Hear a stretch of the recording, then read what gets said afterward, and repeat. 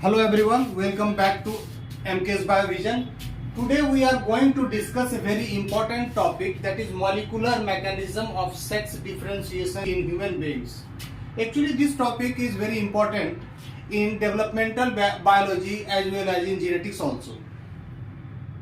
Human being के case में sex determination कैसे होता है, वो हम हेट्रोगैमेटिक होता है और ये इसमें इसका जीनोटाइप, इसमें जो सेक्स डिटर्मिनेशन का टाइप है वो XX XY टाइप का होता है, यानी कि मेल दो तरह का स्पर्म प्रोड्यूस करता है और फीमेल एक ही तरह का एग प्रोड्यूस करती है। जब X containing sperm X containing egg को फर्टिलाइज करता है तो फीमेल जाइगोट बनता है, और जब Y containing sperm X containing egg को फर्टिलाइज करता है तो मेल जाइगोट बनता है। ये देखना है कि क्या हमेशा जो XX है वो फीमेल बनेगा या फिर XY हमेशा हमेशा मेल ही बनेगा। ये जो प्रोसेस होता है कि कोई XX जाइगोट है वो फाइनली फीमेल फीटस में डेवलप कर जाए, इस प्रोसेस को डिफरेंशिएशन कहते हैं। और चाहे ये XY टाइप का जाइगोट मेल फीटस में कन्वर्ट करे, ये प्रोसेस डिफरेंशिएशन का होता है। और इस प्रोसेस के अंदर क्या होता है कि ये जो जेनेटिक सेक्स होता है XX या XY, ये फाइनली डिफरेंशिएट करके गोनेडल सेक्स बनता है, जिसमें ओवरी XX में बनता है और टेस्टिस XY में बनता है। उसके अतिरिक्त एक्सटर्नल जेनिटलिया या इंटरनल डक्ट्स का फॉर्मेशन होता है। तो ये जो प्रोसेस होता है ये डिफरेंशिएशन के थ्रू होता है। डिफरेंशिएशन के थ्रू हमारा उद्देश्य आज का है सेक्स डिफरेंशिएशन को पढ़ना। ये सेक्स क्रोमोजोम है, X क्रोमोजोम है, इसमें हम देखते हैं DAX, ये X क्रोमोजोम पर पाया जाता है, और SRY जो कि टेस्टिस डिटरमाइनिंग फैक्टर को प्रोड्यूस करता है, ये Y क्रोमोजोम पर पाया जाता है। दोनों पर स्यूडो ऑटोसोमल रीजन पाए जाते हैं जो जेनेटिक रिकॉम्बिनेशन, खास करके मियोसिस में पेयरिंग में मदद करते हैं। तो हम लोग ये देख रहे थे कि ये जो सेक्स डिफरेंशिएशन है वो XX और XY टाइप का किस तरह से होता है। सबसे पहले डिफरेंशिएशन में up to the 5th week of foetus development कुछ पता नहीं रहता है, यानी कि वो जो मेल और फीमेल में एक ही तरह का डेवलपमेंट होता है। और उस समय जो गोनेड्स बनते हैं वो बायपोटेंशियल गोनेड होते हैं, यानी कि उसका डिफरेंशिएशन टेस्टिस या फिर ओवरी किसी में हो सकता है। ये जो बायपोटेंशियल गोनेड होते हैं वो ये बायपोटेंशियल गोनेड डॉर्सल साइड में लोअर एब्डोमेन की तरफ एक गोनेडल रिज का फॉर्मेशन होता है। गोनेडल रिज का फॉर्मेशन होता है और उसी ये लेट ब्लास्टुला में इसका फॉर्मेशन होता है गोनेडल रिज का। और ये जो बायपोटेंशियल गोनेड है जो रेड कलर से दिख रहा है आपको, बायपोटेंशियल गोनेड का फॉर्मेशन होता है ये migration of primordial germ cell से। जो प्राइमोडियल जर्म सेल होते हैं ये एलेंटोइस या फिर योग सेक में स्कैटर्ड रहते हैं, वो फाइनली माइग्रेट करके डॉर्सल साइड की तरफ एक्यूमुलेट होते हैं और वहां ये फॉर्मेशन करते हैं किसका, बायपोटेंशियल गोनेड का। ये गोनेडल रिज के ऊपर ये फॉर्म कर रहा है। ये जब स्ट्रक्चर फॉर्म करता है तो इसमें एबिलिटी होती है कि ये ओवरी में भी डिफरेंशिएट कर सकता है या फिर टेस्टिस में भी डिफरेंशिएट कर सकता है।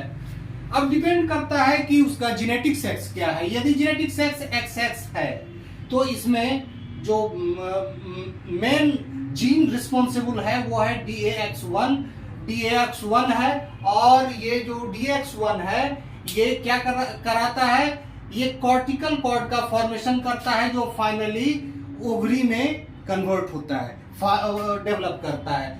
और जब जेनेटिक सेक्स XY टाइप का होता है तो X के पास DAX1 है और Y के पास SRF है, sex region on Y chromosome. तो SRY है, दिस इज SRY,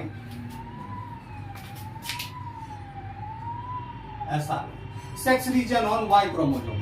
तो ये जो वाई क्रोमोजोम है ये ट्रांसक्रिप्शन फैक्टर बनाता है, टेस्टिस डिटरमाइनिंग फैक्टर, और यही फाइनली डिफरेंशिएट कराता है टेस्टिस को। तो ये जो XY टाइप का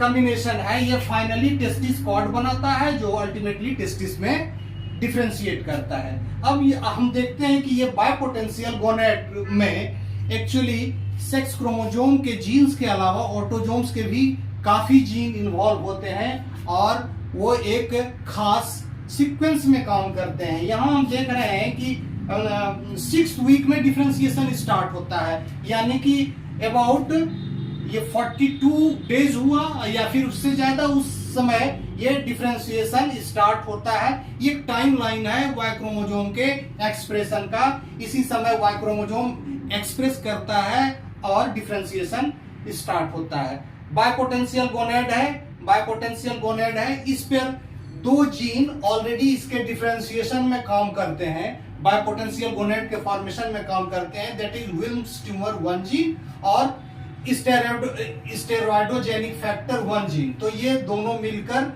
बायपोटेंशियल गोनेड में ये काम कर रहा है, इसको डिफरेंशिएट करने में, यानी कि ये इसको डेवलप करने में काम कर रहा है। ये दोनों जीन एक्टिव है।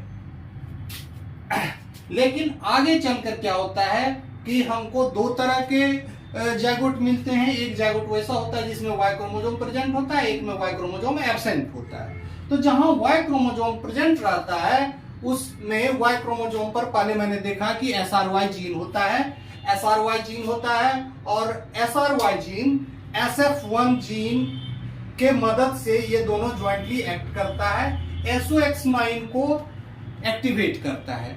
SOS9 फाइनली AMH या मिस को AMH यानी कि एंटी मुलेरियन हार्मोन, इसको या फिर इसी को हम कहते हैं Mullerian inhibiting factor.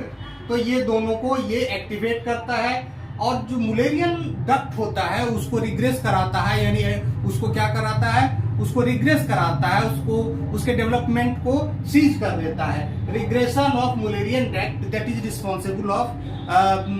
Responsible for the development of female duct. तो ये इसके बाद हम ये देखते हैं कि ये SRY जीन एक दूसरे जीन को भी एक्टिवेट करता है, that is known as fibroblast growth factor FGF9।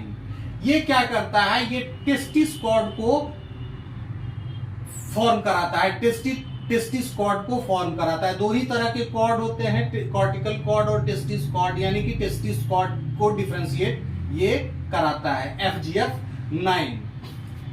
इसके अतिरिक्त एक सिग्नलिंग पाथवे भी इसके साथ होता है। ये जो हो रहा है, ये जो एक्टिविटी जिस सेल में हो रहा है, that particular cell is called Sertoli cells. ये जो सर्टोली सेल्स है, it also releases signalling molecule that is known as desert hedgehog, DHH, desert hedgehog. ये जो सिग्नलिंग मॉलिक्यूल है ये लेडिंग सेल्स से जाके बाइंड करता है और लेडिंग सेल्स से को सिक्रीट कराता है, इसको एक्टिवेट करता है। क्या सिक्रीट करने के लिए? टेस्टोस्टेरोन। टेस्टोस्टेरोन एक स्टेरॉयडल हार्मोन है जो ये फाइनली चलकर मेल जीनेटेलिया को डेवलप कराता है। तो ये 3 पाथवे हुआ, एक FGF9 का पाथवे हुआ जो टेस्टिस कॉर्ड बनाता है, एक SOS9 का पाथवे हुआ जो मुलेरियन डक्ट को के डेवलपमेंट को चेक करता है, और दूसरा ये है लेडिंग सेल से टेस्टोस्टेरोन को रिलीज कराता है जो फाइनली मेल जीनेटेलिया के डेवलपमेंट को कराता है। अब हम इस पर आए, देखते हैं कि वाई एब्सेंट होता है उसमें क्या उसका क्या मैकेनिज्म है काम करने का। यहां हम देखते हैं कि इसमें मेनली 2 तरह के जीन एक्टिव होते हैं। WNT4, ये जो WNT4 जीन है ये DAX के हाइपर DAX डबल डोज होता है। तो DAX जो जीन है, DAX एक्स क्रोमोसोम पर पाया जाता है और फीमेल में इसका डबल डोज होता है। ये इसको एक्टिवेट करता है, WNT4 को एक्टिवेट करता है, WNT4 को एक्टिवेट करता है। और WNT4 को एक्टिवेट करने के बाद इसके साथ ही एक दूसरा जीन है RSPO, R स्पॉन्डिन 1। ये R स्पॉन्डिन 1 जो है ये फाइनली बीटा कैटेनिन को रिलीज करता है। ये भी एक सिग्नलिंग मॉलिक्यूल है। और बीटा कैटेनिन क्या करता है, SOX9 को रोक देता है, SOX9 को सप्रेस करता है, यानी SOX9 को सप्रेस करता है जो मुलेरियन डक्ट के रिग्रेशन के लिए रिस्पॉन्सिबल है। यहाँ फीमेल को तो मुलेरियन डक्ट का डेवलपमेंट चाहिए, तो यहाँ ये क्या कर रहा है कि SOX के एक्टिविटी को रोकता है, SOX के एक्टिविटी को रोकता है।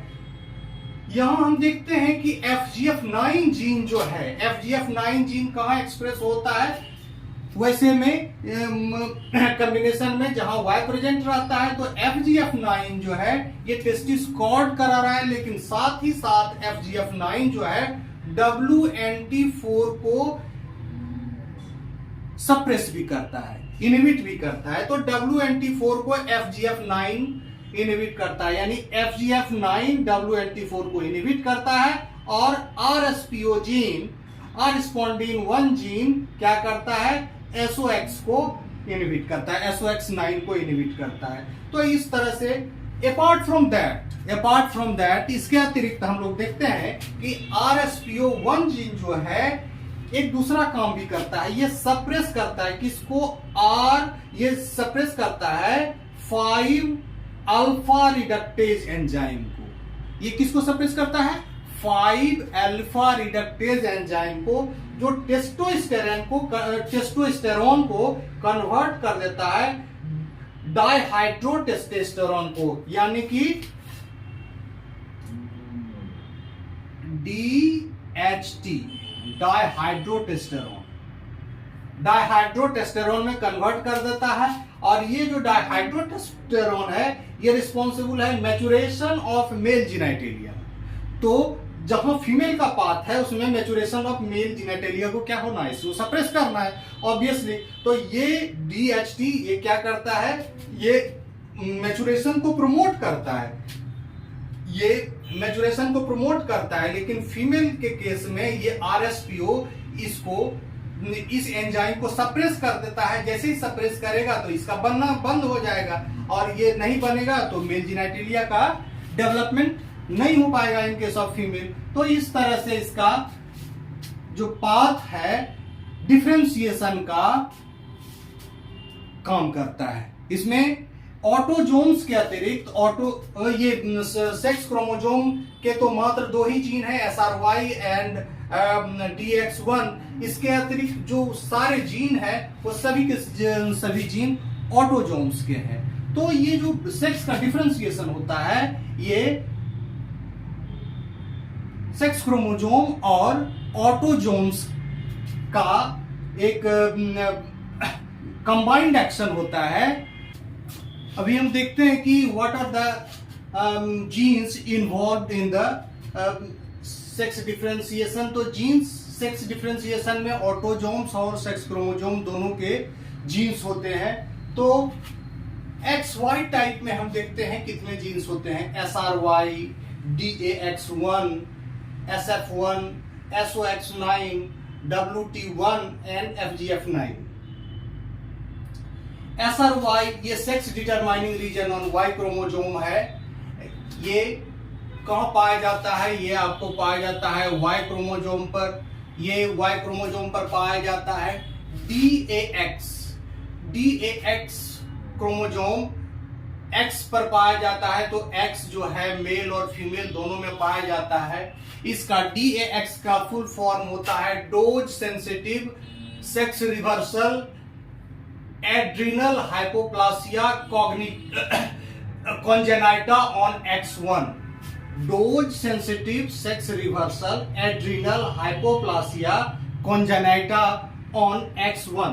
तो ये लिया गया है DAX, लिया गया है DA और X। डोज सेंसिटिव से D लिया गया है, एड्रिनल हाइपोप्लासिया से लिया गया है A, और X क्रोमोजोम X का ये है। तो ये इस तरह से DAX है, ये मेल और फीमेल दोनों में पाया जाता है ऑन द X क्रोमोसोम। अब रहा SF1। SF steroidogenic factor 1। Steroidogenic factor 1 ये पाया जाता है क्रोमोसोम नंबर 11 पर। क्रोमोसोम नंबर 11 पर पाया जाता है। अब ये SOX9 यानी कि इसका फुल फॉर्म है SRY रिलेटेड HMG बॉक्स 9। ये होम्योटिक जीन बॉक्स है जो डेवलपमेंट ऑफ एम्ब्रियो के लिए एसेंशियल है। तो ये SRY रिलेटेड HMG बॉक्स 9 ये पाया जाता है क्रोमोसोम नंबर 17 पर। क्रोमोसोम नंबर 17 पर पाया जाता है। क्रोमोसोम नंबर 17 पर पाया जाता है ये। इसके बाद है WT1 विल्म्स ट्यूमर 1। ये WT1 जीन जो है ये पाया जाता है क्रोमोसोम नंबर 11 पर। ये पाया जाता है क्रोमोसोम नंबर ये पाया जाता है क्रोमोसोम नंबर 11 पर। दूसरा प्रोटीन है FGF9 फाइब्रोब्लास्ट ग्रोथ फैक्टर 9। ये पाया जाता है क्रोमोसोम नंबर 13 पर। ये पाया जाता है क्रोमोसोम नंबर 13 पर। अब फीमेल के केस में हम देखते हैं इसका जो कॉम्बिनेशन है XX का, तो ऑब्वियसली DAX यहां पाया जाता है, जिसका फुल फॉर्म है dose sensitive sex reversal adrenal hypoplasia congenita. ये यानी कि 2 X क्रोमोसोम है यहां, तो ये जीन का जो सिक्रीशन होता है, जीन का जो प्रोडक्ट होता है वो डबल डोज में होता है in comparison to the male where we find only 1 X chromosome.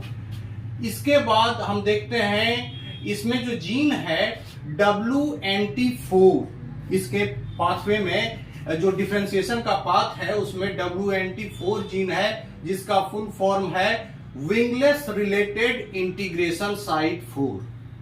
Wingless related integration site 4। दूसरा जो जीन इन्वॉल्व है फीमेल सेक्स के डिफरेंशिएशन में है वो है RSPO1। इसका फुल फॉर्म है R स्पोंडिन 1। R स्पोंडिन 1 ये दोनों जो जीन है WNT4 और R स्पोंडिन 1 ये क्रोमोसोम नंबर 1 पर पाए जाते हैं। क्रोमोसोम 1 पर पाया जाता है। तो इस तरह से हमने देखा है कि ये सारे के सारे ऑटोजोम्स हैं, ये सारे के सारे ऑटोजोम्स हैं। केवल SRY और DAX ही जीन है जो X क्रोमोसोम पर प्रेजेंट रहता है, और इस तरह से सेक्स के डिफरेंशिएशन में सेक्स क्रोमोसोम और ऑटोजोम्स दोनों पार्टिसिपेट करते हैं। इसको देखते हैं ऑर्गेनोजेनेसिस में। देखिए Y क्रोमोसोम में टेस्टिस डिटरमाइनिंग फैक्टर है जो टेस्टिस के फॉर्मेशन को प्रमोट करता है। यहाँ प्राइमोडियल गोनैड जो बायपोटेंशियल होता है ये it is destined to become an ovary, लेकिन जैसे ही testis determine factor 6th week में ये अपना काम करना शुरू करता है तो ये टेस्टिस की तरफ यानी कि मेलनेस के तरफ इसको ले जाता है। तो इसके पहले हम देखते हैं कि यदि Y एब्सेंट रहे तो क्या होता है।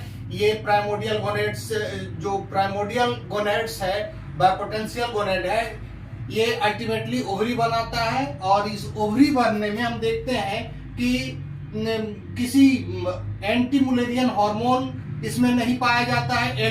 एंटी मुलेरियन हार्मोन यहां नहीं बनता है, जिसके कारण मुलेरियन डक्ट जो होता है वो डेवलप करता है। यहाँ टेस्टोस्टेरोन भी नहीं बनता है जो कि मेल हार्मोन है। ये जो मुलेरियन डक्ट है फाइनली डेवलप करता है, ये बनाता है fallopian tubes, uterus, upper vagina, external female genitalia. इन चीजों को ये बनाता है ऑर्गेनोजेनेसिस के प्रोसेस से। और यहां हम देखते हैं टेस्टिस जो है फाइनली इसमें 2 तरह के सेल्स पाए जाते हैं, सर्टोली सेल्स और Leydig cells. Sertoli cells ultimately secrete करता है anti Mullerian hormone. Anti Mullerian hormone जिसको हम AMH भी कहते हैं, एंटी मुलेरियन हार्मोन या मुलेरियन इनहिबिटिंग सब्सटेंस। इस मुलेरियन इनहिबिटिंग सब्सटेंस या मिस भी इसको कहते हैं। This is also known as Mullerian inhibiting substance यानी कि मिस।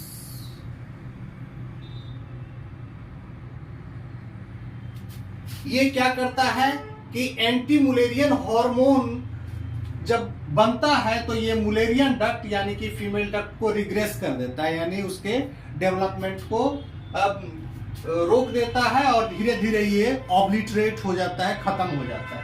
लेडिक सेल्स जो होता है ये टेस्टोस्टेरोन को सिंथेसाइज करता है।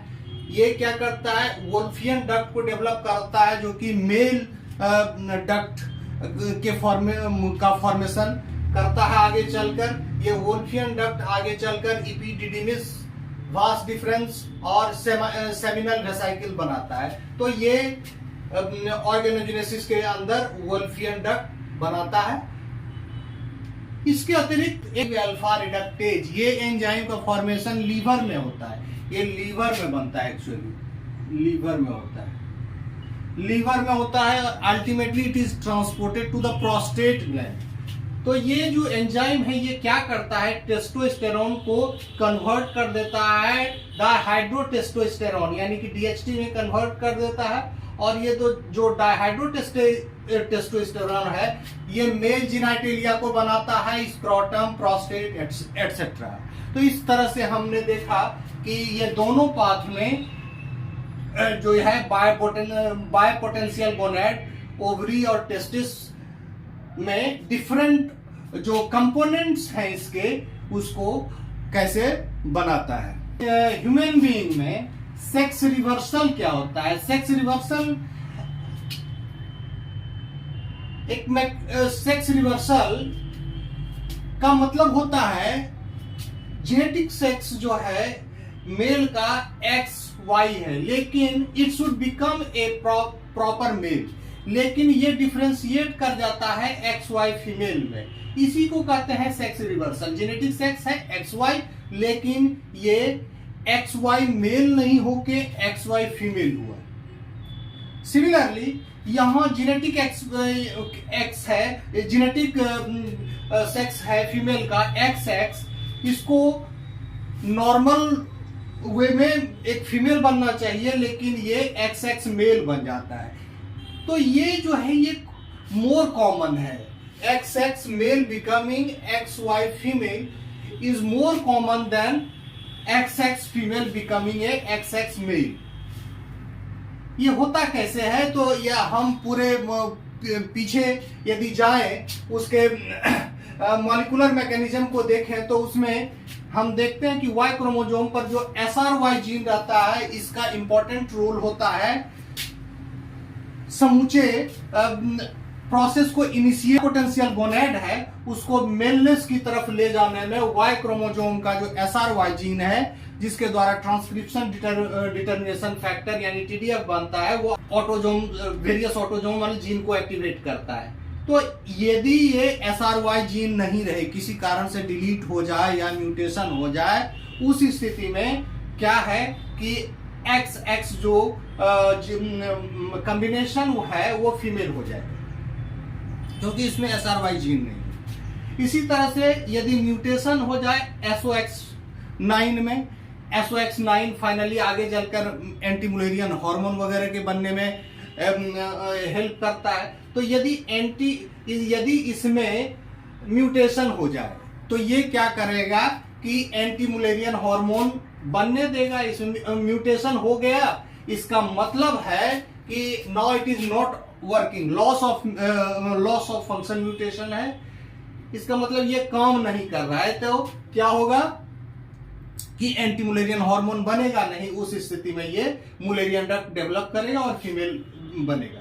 FGF9 का भी उस पाथवे में योगदान है, ये मेल जेनिटलिया को डिफरेंशिएट करने में मदद करता है। तो यदि FGF9 में भी म्यूटेशन हुआ तो ये सेक्स रिवर्सल करा देता है। अब जो सेकंड केस है इसमें क्या है XX और XX फीमेल XX मेल बन जाता है, ये रेयर होता है। इसका आप इसमें तो समझ में आता है कि इसमें X और Y दोनों क्रोमोजोम होते हैं, इस कारण से ये सेक्स रिवर्सल हो सकता है, क्योंकि इसमें DAX1 जीन भी है और SRY जीन भी है। लेकिन इसमें तो कहीं भी SRY जीन नहीं है, तो ये कैसे मेल हो जाता है? होता है क्या कि sometimes there is illegitimate recombination between X and Y chromosome.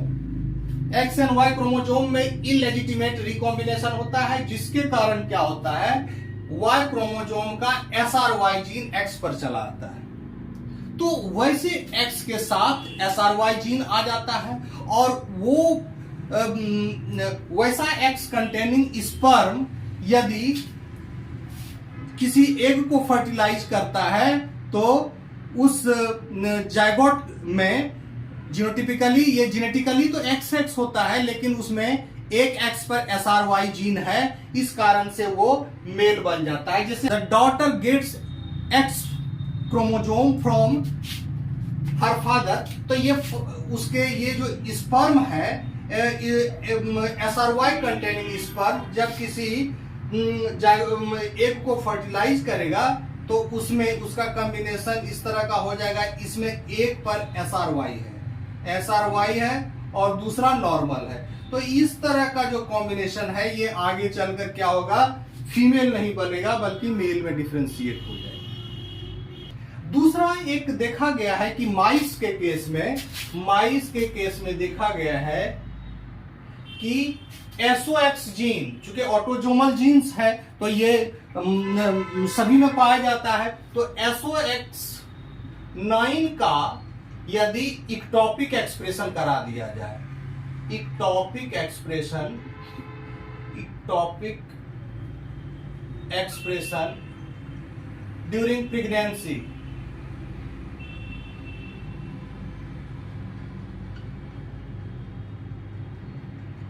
यदि इसका SOX9 का करा दिया जाए एक्सप्रेशन, हालांकि ये इसका जो जेनेटिक सेक्स है वो XX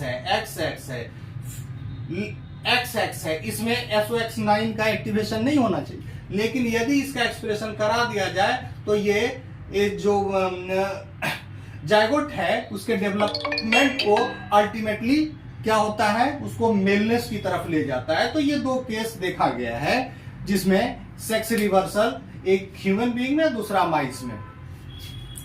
तो इस तरह से हम लोगों ने sex differentiation in human beings को डिटेल में देखा। आई थिंक कि आज का लेक्चर आप लोगों को यूजफुल लगा होगा।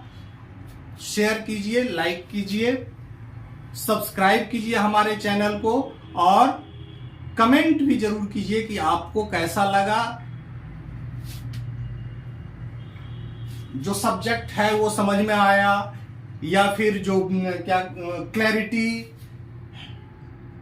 समझाने में है, या कुछ और इसको इम्प्रूव किया जा सकता है। तो हमेशा इसको कमेंट में आप उसको डालिए ताकि हम आगे इसको इम्प्रूव कर सकें। Okay, thank you.